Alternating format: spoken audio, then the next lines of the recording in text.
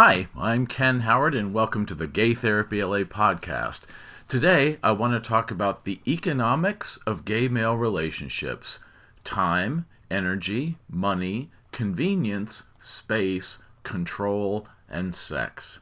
7 economic variables. So, as a gay men specialist therapist for over 30 years now, I've helped many single gay men navigate the dating world in search of a long, satisfying, happy relationship, and helped many couples with the challenges in their relationships, and also with polycules. We're more than two people. There are many challenges to finding a relationship, and maybe that's a discussion for another time, but there are also challenges to sustaining the relationship that you have over time once you find it, or rather, once you create it with someone. And that's the thing. Relationships need to be created and then recreated really each day.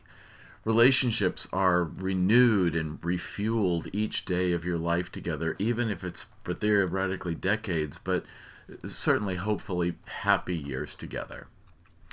There are lots of relationship dynamics and components, kind of the moving parts, if you will, of a relationship that shape and change the relationship as it hurdles through space and time. I call some of the variables in a relationship that morph and change daily as the economics of a relationship. What I mean by economics is the combination of elements that a relationship is made of, kind of like a food recipe. And I would name these as time, energy, money, convenience, space, control, and sex. I'm leaving out the other ideas like love, commitment, communication, and compromise because I've discussed those in previous episodes and it's kind of a different animal. But these economics are a different kind of element that doesn't always get discussed. So let's discuss those here. Let's look at these 7 elements and how we might consider them in the long term in a relationship, and how you might consider these for yourself in your moments of self-reflection, and how you might consider these as topics for discussion with your partner or spouse, and perhaps revisit them periodically.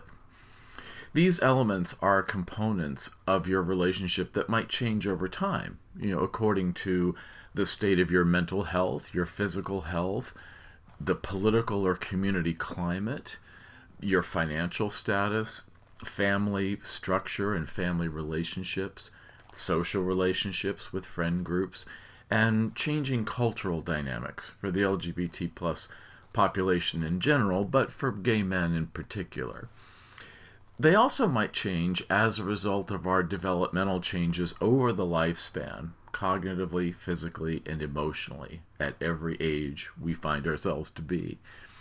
I often encourage my clients to spend their primary resources of time, energy, and money according to their values, priorities, and goals, which are also malleable ideas that evolve over time. Let's look at each of these 7 economic elements in turn and how they are part of the economics of a relationship, and how each of these contributes to the relationship's long-term success. So number 1 is time. In economics, which I'm not an expert on at all, scarcity is seen as creating value, and overabundance makes things lose value. Time is a very finite resource. People can have varying amounts of energy or money or other resources, but time is a constant because we all get just 24 hours in a day, although how many days we get in a lifetime can certainly vary. People often feel that time is an especially precious resource because although money can come and go, time cannot. So it's kind of the great equalizer among people. So in gay male relationships, what we spend time on really counts. It's about the time that partner A has to himself, including his job, the time that partner B has to himself, and the time they spend together. Strive to have a balance of these 3 because they're all valuable each in their own way. having a portion of time in your day or week or month or year that feels especially individualized and indulgent just for yourself can help you to feel rejuvenated, or conversely help you to not feel burned out and resentful that your life is being controlled by someone or something other than yourself, like if you're overworked. If you and your partner don't seem to have equal amounts of free time for yourself alone, such as if he works a longer day or work week than you do, that might need to be discussed so that your partner doesn't feel resentful of what we would call your time privilege. Maybe you can compromise on something else that supports him if you have an abundance of free time and he doesn't. Maybe you provide more of something financial or administrative in the house to help you as a couple to feel balanced. We don't know how long we have alive, so while they always say to make the most of every day, we also can't be held hostage all the time by the threatening idea that death is just around the corner. That would create a certain pressure of existential anxiety and kind of a rushed, hurry up and live feeling that would be just unrealistic to sustain. We don't want to be complacent and waste time in life, but we also want to practice what dialectical behavioral therapy calls radical acceptance, which is just living with the idea that while we might have a long time together, or maybe just us alive, we also might have a short time. And that's a sad thought, but we can't always control the long-term arc of our lives or the length of them. Relaxing into an acceptance and an everyday appreciation seems to be a nice balance. Just observing, noticing where you are, and cultivating an appreciation for everything that you see and hear and experience around you, that can keep us relatively happy in the long run, because we're living in the gratitude of all that we have right where we are. Number 2 is energy. As we get older, especially in the context of a relationship that might last from one decade of our lives, say our 30s, into something like our 70s or later, we will probably experience at least some variation in how much subjective energy we have. I've found as I get older that I generally have good energy, but I also have less bandwidth energy for putting up with nonsense. And I also find there are times that my best self-care is not to push myself to just go and do and go and more, but to allow rest, such as staying in on a Friday night instead of rushing out to be out and about in a big city like Los Angeles. It'll all be there later. We also have to conserve energy devoted to our relationship. If we exhaust our energy at work and there's nothing left for our partner or spouse later, we're doing the relationship a disservice. Work deserves a good faith infusion and dedication of our energy in any given day and for a portion of our working lives, but not all of it. Dolly Parton has said, I think in a TikTok video, that her mother told her to be a giving person, but always hold just a little bit back for yourself. This is true for yourself, but also for your relationship. You can be all kinds of roles to your job or other members of your family or your friends or your hobbies and your community and all that life demands of you. But take care to guard some portion of your energy left over just for yourself and for your relationship, to keep your relationship interpersonally nourished and fed over time. Energy as a dynamic variable can also be about each partner's mental health. A partner struggling with a clinical depression, let's say, might have the characteristic lack of energy or enthusiasm or motivation as a manifestation or symptom of depression. A partner with attention deficit disorder or hyperactive disorder, ADHD, or bipolar disorder might appear to have too much energy. Someone struggling with anxiety might have an anxious energy that needs to be discharged in healthy ways. A partner with a physical challenge, such as an acute or chronic illness or a disability, might have variables in energy. And some people just vary in level or reserves of energy as part of their psychological and physical makeup. Gay male partners probably don't talk about energy dynamics as a component of their relationship's health, but maybe they should. Because maybe that needs discussion and compromise, just like the other dynamics on this list, such as money, sex, and control, that are probably the more common topics that we talk about. Number 3 is money. I've written before about money issues in gay male relationships. There's a podcast episode on this. And, such as having a large difference in your incomes. That's come up a lot with the couples that I've worked with over the years. And you have to find some kind of a workaround for that difference. There are also money variables like what socioeconomic status you were brought up with in your family of origin, and whether you have savings or a trust fund from that. There can be the issue of whether you've inherited money, such as from parents or grandparents, while in the course of your relationship. Or maybe you've moved up the corporate ladder and steadily built up a salary history in your working life over time. Money can be a very common source of conflict in all kinds of relationships, and it's a sensitive topic. I sometimes joke that I'll hear the explicit details of my clients' kinkiest sex lives before I know how much money they earn. They get sheepish about that, and that's in the context of a highly confidential setting like psychotherapy, where client confidentiality, of course, is a critical legal and ethical right that is highly regulated, with only a few emergency legal exceptions.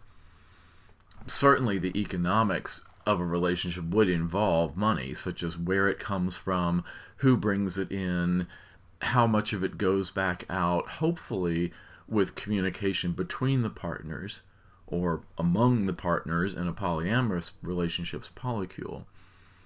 Just like the variable of relative health, each partner's relationship to money can change within your years together, from less to more to possibly less again.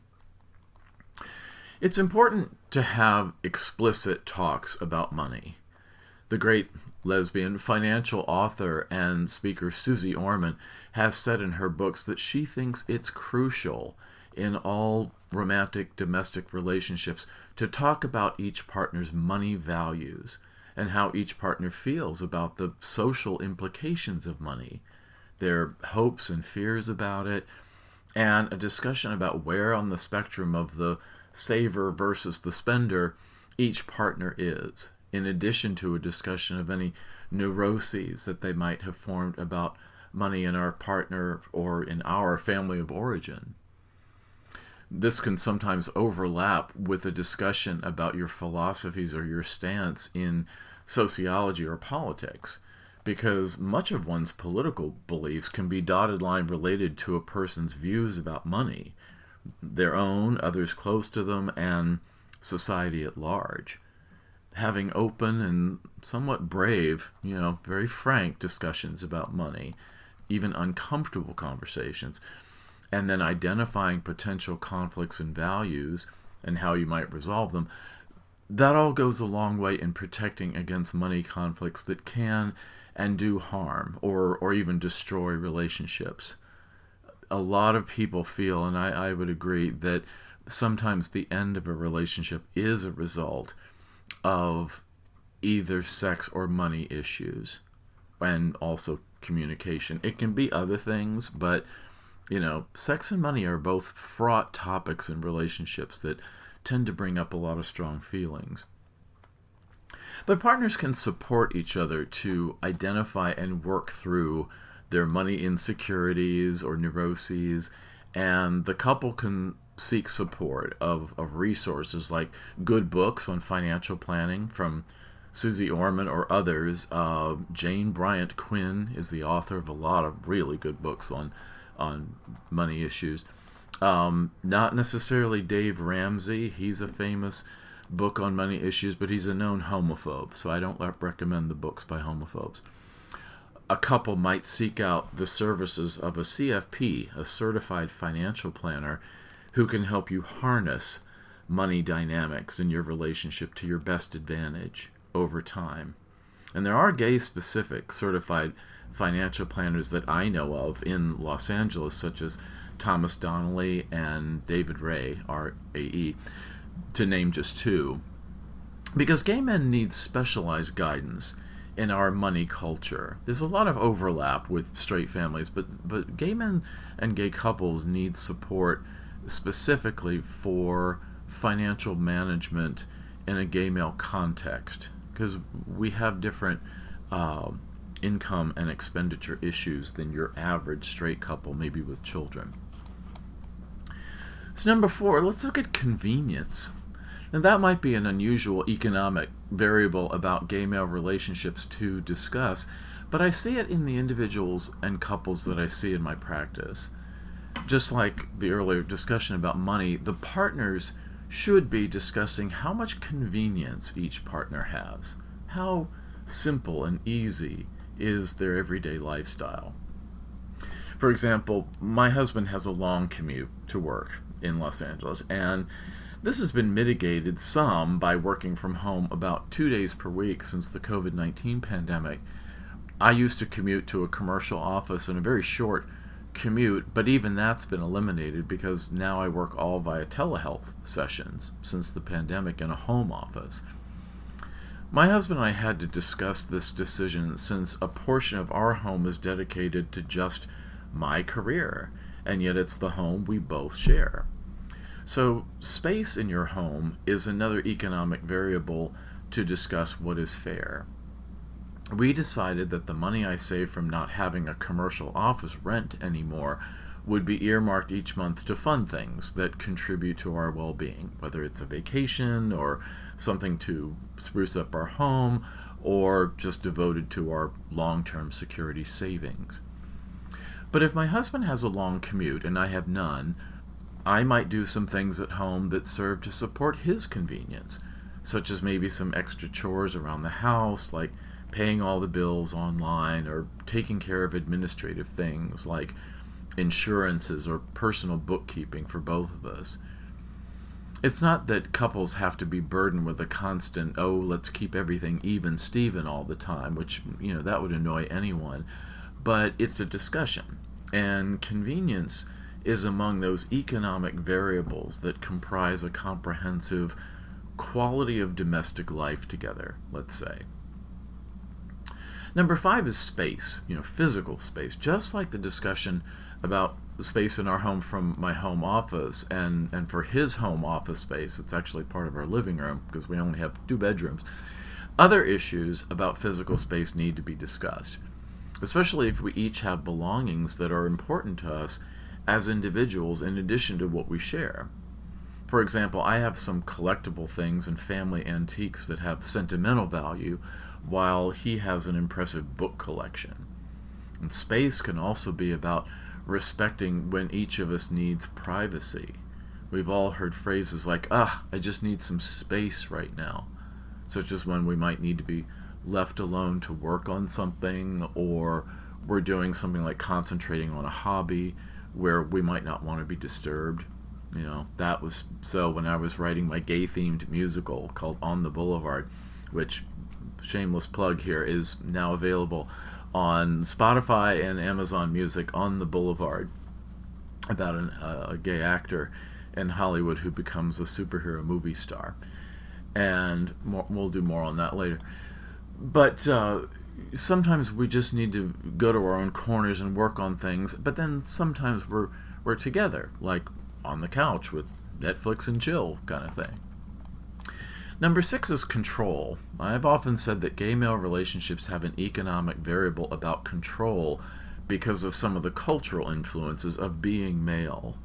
Without necessarily wanting it, little boys, such as in America and probably other places too, are brought up with sexist notions that men dominate society, and male privilege manifests in lots of ways, including issues related to toxic masculinity that are really a social ill that needs our attention in the world, and mitigation. Men are generally brought up in a way that implies control of relationships, institutions, organizations, governments, business finances, natural resources, This kind of sexism is not socially just, but it's an influence that little boys and later men of any sexual orientation have to be very consciously aware of. So when we have two men in a relationship, there can be dynamics about control, like the relationship of two male animals in the wild who compete for dominance in the pack. Just because we love our partner or partners doesn't mean that we don't also compete with them as males. It's like this male animal thing that we have deep down. So think a moment about your own gay relationships or those of guys you know as friends. Do you notice any issues of control dynamics? I imagine so, because they can be very vivid sometimes, and they can easily be associated with relationship dysfunction. Not only behind closed doors for these guys, but sometimes we can all see it socially, and we label these guys as control freaks that we're observing. At its very worst, control dynamics in a relationship can manifest as a toxic jealousy or even domestic abuse, which is often about controlling a partner and the insecurities such as abandonment behind that. So, in discussions with a partner, it's okay and even desirable to have conversations about control as such. How does your partner feel controlled by you? Does he? What kinds of control in the relationship are important for your partner to take on versus what kinds of control is he very happy to just let you handle it? Some partners like to do all the cooking, for example, and have control of that domain of the kitchen and how you eat, and that's fine. Some partners like to handle all the financial duties in a home, such as making sure all the bills are paid. Some partners like to have control about how the space is decorated. And most relationships share these, maybe in unequal proportions even, but other relationships work very well by each partner taking the majority of the responsibility in certain areas, ones that they're good at or ones that they like, including things like vacation planning and all those logistics. There was a joke I saw not too long ago that said, in a gay couple, there's the one who handles the reservations and the passports and the tickets and all this stuff, and then the other partner says, "Where are we going again?" It just tends to be that yin and yang in relationships like that. So number 7 is sex. Big topic to save for last, but sex can be seen as an economic variable. Some partners dysfunctionally use sex as a means of depriving or rewarding or manipulating their partner, like a commodity. The type and the frequency of sex is an economic variable in the relationship that needs discussion too, such as sex with each other or any sex with outside partners in what is hopefully a pretty elaborate discussion of the ground rules. Even in a monogamous relationship, there can be ground rules about, say, the use of porn. It can also be about how monogamy is defined. I've worked with gay couples who've described themselves as strictly monogamous, but they have three-ways. So what they mean is sex with each other, but also sex with others if they're together, and they consider that part of their definition of monogamy. Other guys would define monogamy as only sex between the two of them and no outside partners under any circumstances. There's certainly countless variations of the consensual non-monogamous relationship, all kinds of ground rules. That's one of the more common things I do with couples, is to support them in identifying and clarifying and living by a set of ground rules for a non-monogamous relationship, and then troubleshooting what happens if somebody breaks one of those rules and how you kind of recover from that. The topic of what the rules are and how the rules are made and who breaks them, if anyone, and how the relationship deals with the aftermath of broken rules are all dynamics that most gay male couples face at some point. Because such is such a personal topic, and of course such a political and social controversy as well, especially when it comes to gay men, the emotions tend to run high, and we can have strong reactions and feelings and beliefs that need to be considered and part of the discussion. sex can sometimes be seen like a currency, but each of us has some, like it's a stack of poker chips. But sex is not a commodity. It's a state of communal sharing and of being in an erotic or in a loving or even in a recreational space. In most relationships, even in monogamous ones that have a solo masturbation component for each partner, and certainly in non-monogamous ones, there is an understanding of my sex, your sex, and our sex.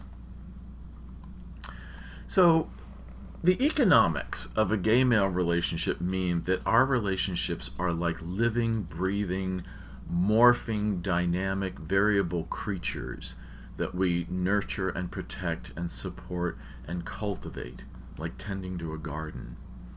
And when we can have, rather frank, brave, compassionate, and deliberate discussions of these variables, and probably other ones too that we can discuss another time, we're each investing in the relationship and nurturing the relationship from many different sides and angles and considerations. Communicating about these economic dynamics help to identify where the problem areas are that maybe need our attention. Some kind of a clarification or a negotiation and compromise periodically that comes up. That kind of keeps the day-to-day life and our relationship running smoothly, especially as our needs change over time. A minute ago I mentioned the On the Boulevard musical. Now, that was kind of a hobby for me, kind of a labor of love, and it's based on George Bernard Shaw's Pygmalion, or maybe you're familiar with My Fair Lady. That story of kind of a Cinderella story, and it's about a dorky guy from the Midwest who comes to LA and becomes this muscular actor worthy of superhero movies after he's been coached by a personal trainer. And it's kind of a lot of fun. And if you're interested in Broadway musicals, some gay men are, some aren't.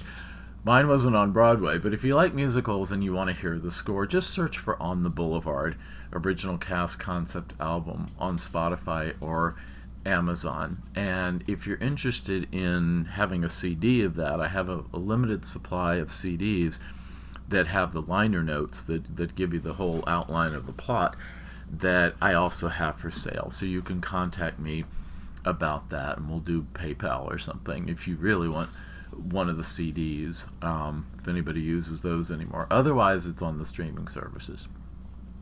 I also have my book from 2013. I mentioned earlier that the values of time, energy, and money according to your values, priorities, and goals is in my book that's not really gay specific. It's kind of a broader self-help book called Self-Empowerment, Have the Life You Want. And that's available on Amazon. Self-Empowerment, Have the Life You Want. How to close the gap between where life is and where you would like it to be in important domains of your life, like your mental health, your finances, and your role in the community.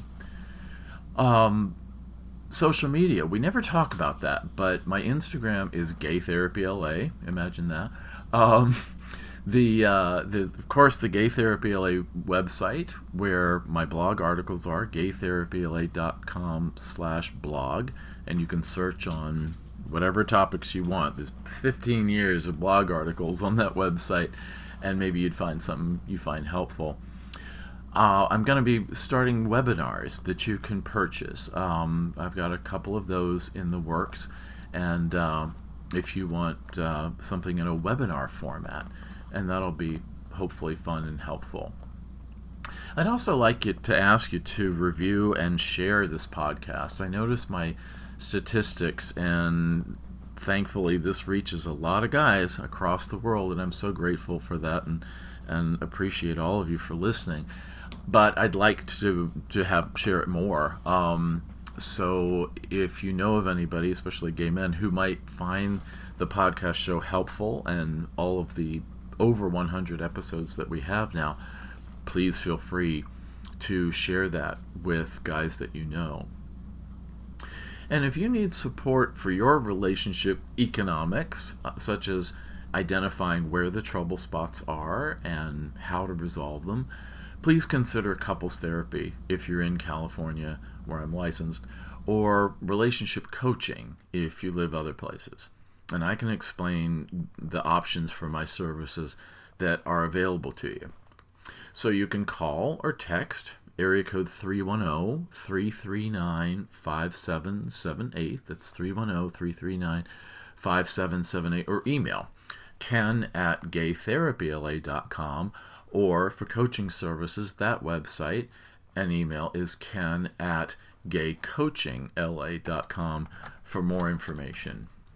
Thanks, and I'll see you next time.